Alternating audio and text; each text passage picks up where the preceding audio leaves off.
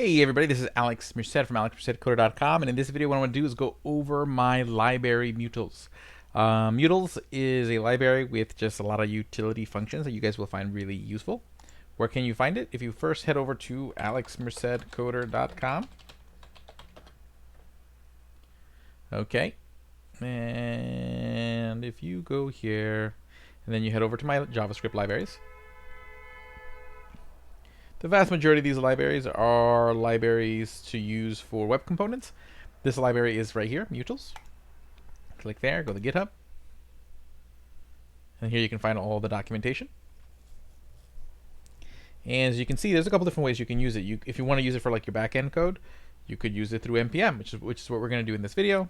So that way I can just do everything out of terminal.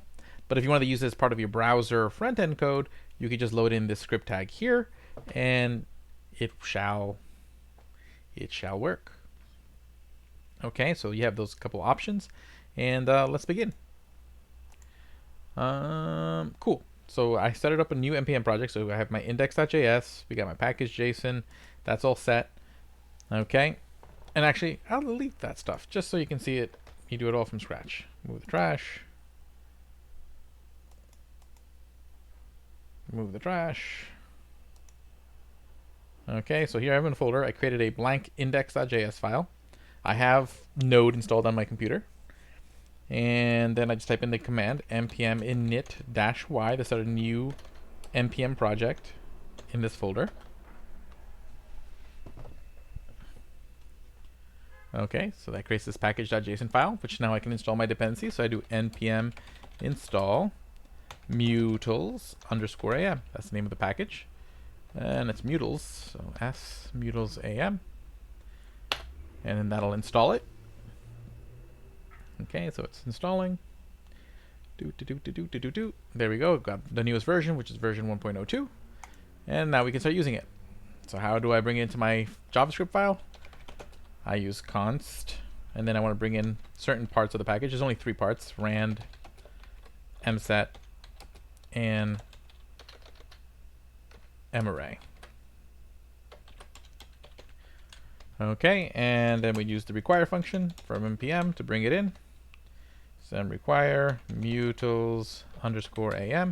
We want to make sure that worked. So first we'll console log to see that we actually got anything. Console log rand mset marray to make sure this all transferred over just fine.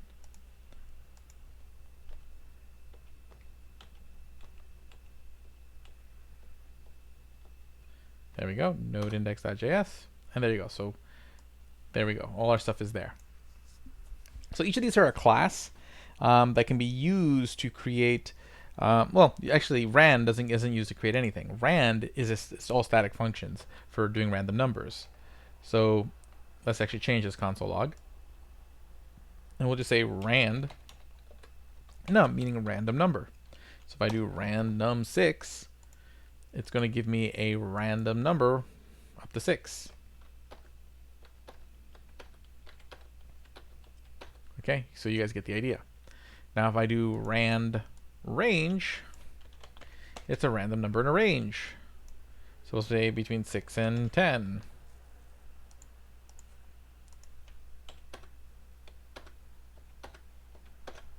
Okay. Cool. And if I do random index, or rand.index, it's going to give me a random number based on the index, on the range of the array, or the length of an array. So I pass in an array. So we'll say 1, 2, 3, 4, 5, 6, 7. Save. Okay, 5. Cool. And then that works. See? Because basically the index should be between 0 and 5, and I'll get no number larger than 5. Cool. Okay. So those are useful. Okay, next we have mset, which just creates a set. So if you've never used a set before, it's just a collection of values with no duplicates. All you have to do is pass in an array. So let's say I pass in an array with duplicates. 2, 2, 3, 3. Save.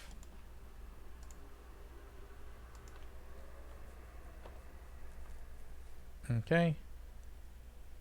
Oh, forgot the new keyword. New. Save. There you go. You have a set, and see all the duplicates are removed. Neat. Now, there's a lot of cool stuff that is built. Now, the benefit of mset over normal set is that it has a few methods built in. It's actually the method. If you ever read the MDN documentation, they actually bring up adding these methods. They're just not built into it. So I was like, okay, let me just add them to sets. So let's create two sets. So set 1.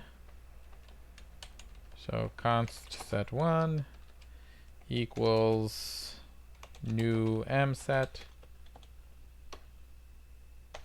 1, 1, 2, 2, and then we'll make a set 2.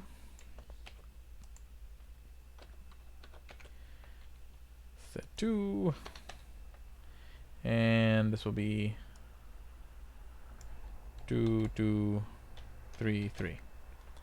Okay, and again, it should just make it 1 and 2 and 2 and 3 because the set will remove duplicates. I'm just trying to reiterate that. Okay, so you have things like set 1, a function called union, which actually just combines two sets. So if I say set 1 union and I want to combine it with set 2, this should return a mset that is a combination of the two. So I should get a set that's 1, 2, 3. And I get a set that's 1, 2, 3. Neat. Okay, then there's set 1.difference. Okay, and this will show you sort of what's not in both. Okay, or basically what's in set 1 that's not in set 2, which is 1. If I want to do symmetric difference, okay, then this will show me what's not in, what doesn't overlap. So it should give me 1 and 3.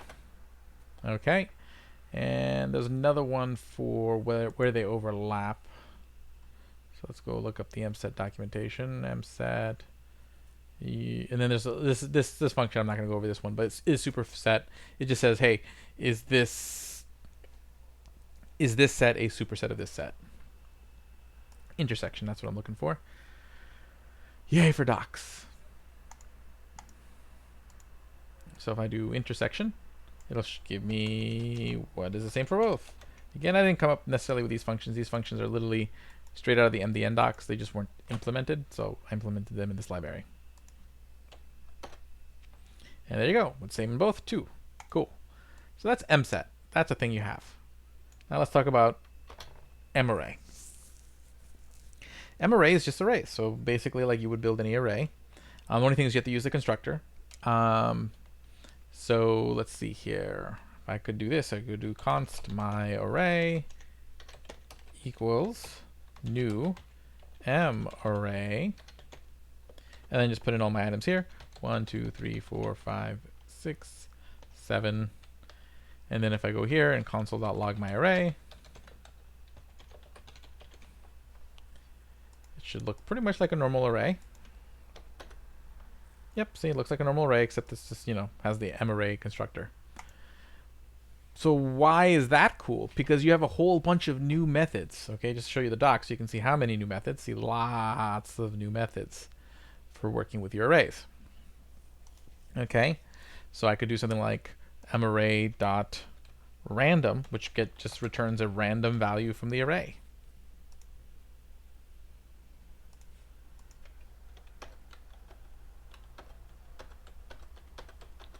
That's neat. Okay, then you have remove, which is the opposite of filter. So instead of keeping what comes back as true, it keeps what remains false. Okay, so in this case, I want to remove anything that is above 2.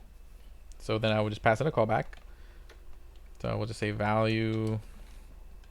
And all the callbacks are going to be just like normal higher order array callbacks, where you can pass in the value, then the index. So value, and then we just want the number if its value is greater than 2. So if that's true, remove it. So any number greater than 2 should be out, and it's going to give me back a new M array. Oh, did I save it? Value random. Oh, I still have random. Remove. Okay. And there it goes. It gives me a new array with just those. Okay. Kind of going down. There's undupe, which just removes all the duplicates. That's pretty straightforward. Rand eliminate, which eliminates just a random item. So first, let's just let me add some duplicates to this so you can see the effect of that. So if we said M array undupe, save, it's going to return you a version of the array with no duplicates. So there you go. And if we do random eliminate, it eliminates a random element.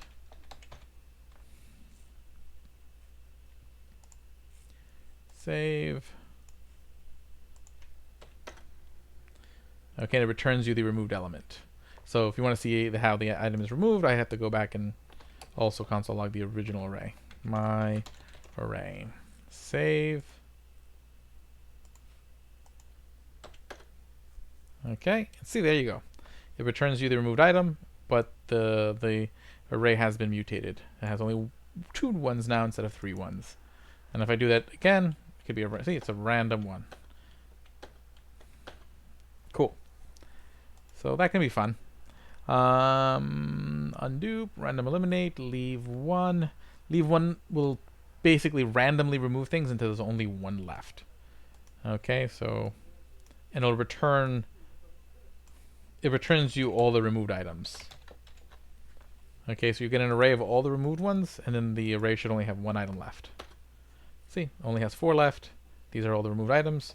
But again, if I run it multiple times, I'll get different things. I'll leave some. Here I can specify a number of how many I want to leave. So if I do leave some, I can say, hey, leave 2. And again, it'll pick things randomly until there's only 2 left. And again, it's random. Okay, leave some. Find and remove. So what it does, it finds the first thing that satisfies the test and removes it. So let's say we want to remove the first number that's above 1. So I want to remove the 2. I would just pass in my callback, value equals value greater than 1. So the first number bigger than 1 is going to be 2. So it's going to find that and then remove it.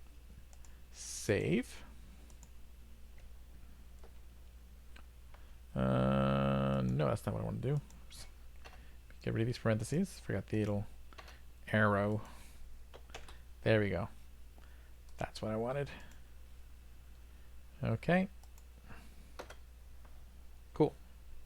And let me look at this again. Oh, I didn't change the function. Okay, and the one I'm doing now is find remove. Save. And there you go. See, find and remove value greater than 7, and it removed the 7 from it. You think about that. Let's read the docs. Find and removes a value from the array, returning the removed value.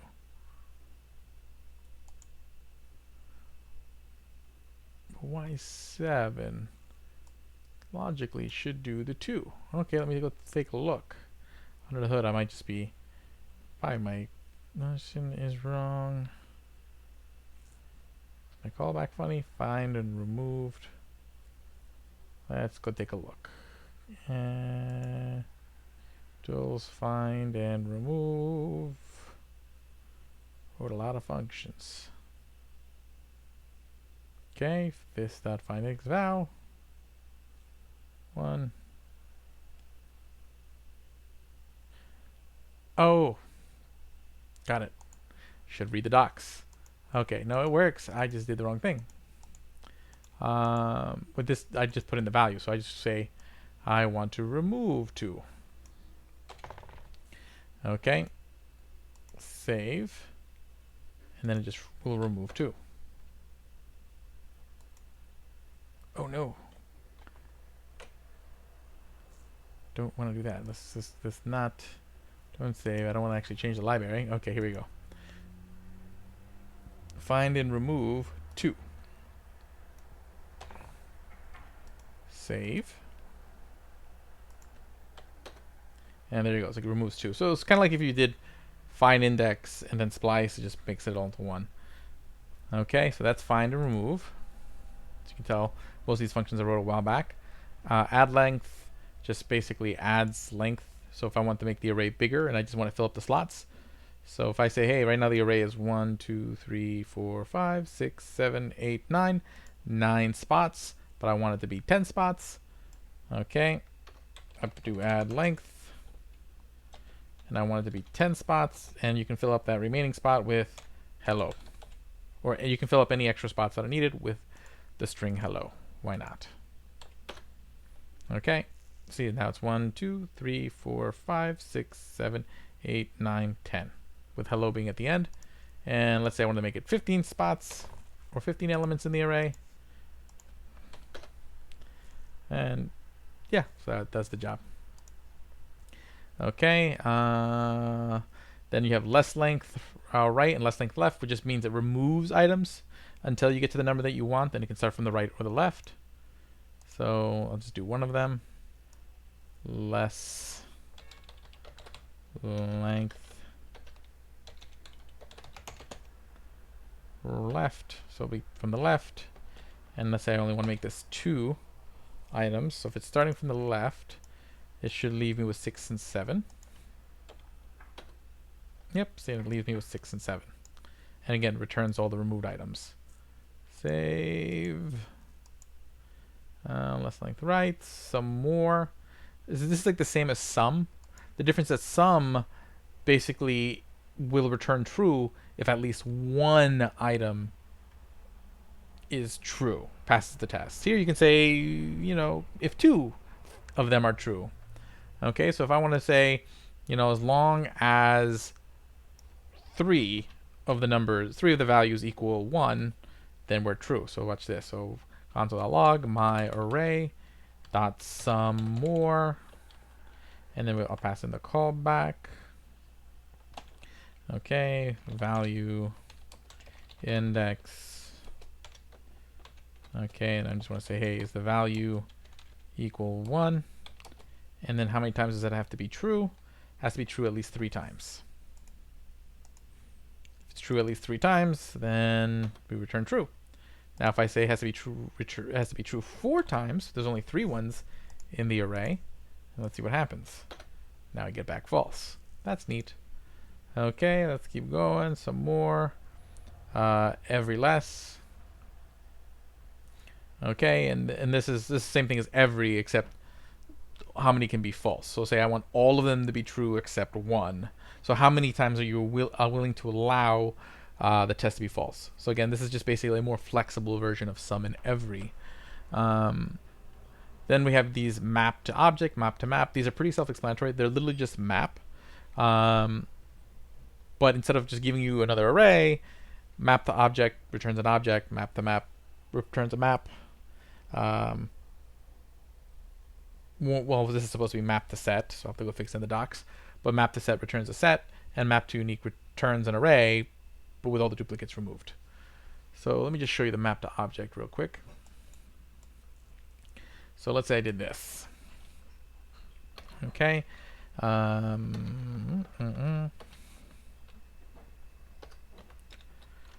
Map to object, and then I would just do like, you know, like normal map value, and then basically what we're going to do is that you return an array. Okay, and then we'll have and basically what you're doing is you're just returning key value pairs. So you're returning an array with 2 items where the first item is the key, and that's how it builds its object. So we'll say first we will do the value as the key, and then the value is the value. Okay, just to keep it simple. Okay, and see, now you get an object Neat. Okay, so you can map an array and then suddenly pass in the key value pairs and build an object that way.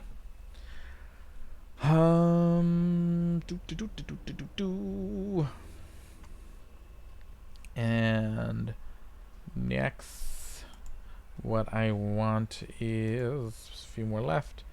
Then we have just a lot of little mini ones. Ones I won't go over is like 2 strings, 2 nums, 2 bools. It just turns the array to where it makes everything in the array a string, makes everything in the array a number, makes everything in the array a boolean. This is just pop, push, shift, and unshift, except they're immutable. So instead of mutating the actual array, it'll return you a version of the array with the action performed. Same thing with splice.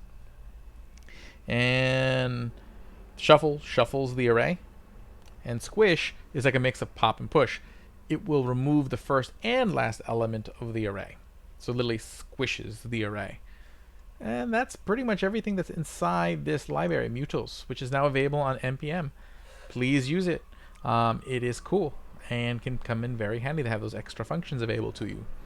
And it's not a very large library. Let me take a quick look how big the file is. Open containing folder.